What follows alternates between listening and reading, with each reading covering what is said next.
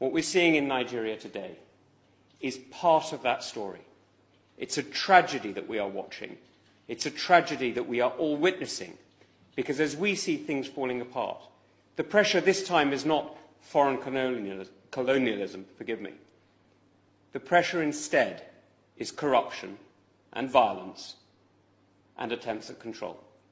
And that's why I totally agree with my honourable friend, the member for Edmonton.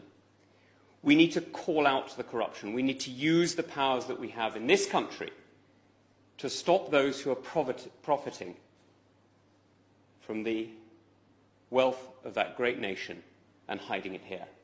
Now, some people will remember when General Gowon left Nigeria with half the central bank, so it is said, and moved to London.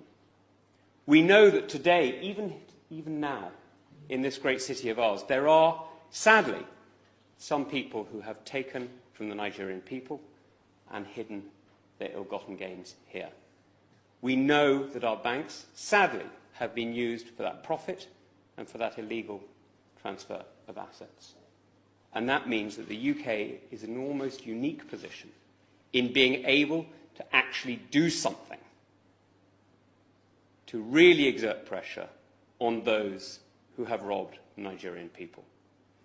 Now, this puts a particular onus on the Minister, and I know my right honourable friend knows it, that using Magnitsky sanctions today isn't just about protecting Nigeria, although it is. It's not just about respecting Nigerian young people who have been robbed and murdered by these SARS units.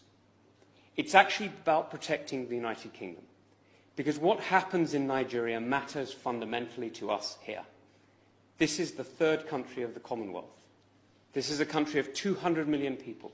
It is going to be the great economic powerhouse of Africa and one of the great economic powerhouses of the world.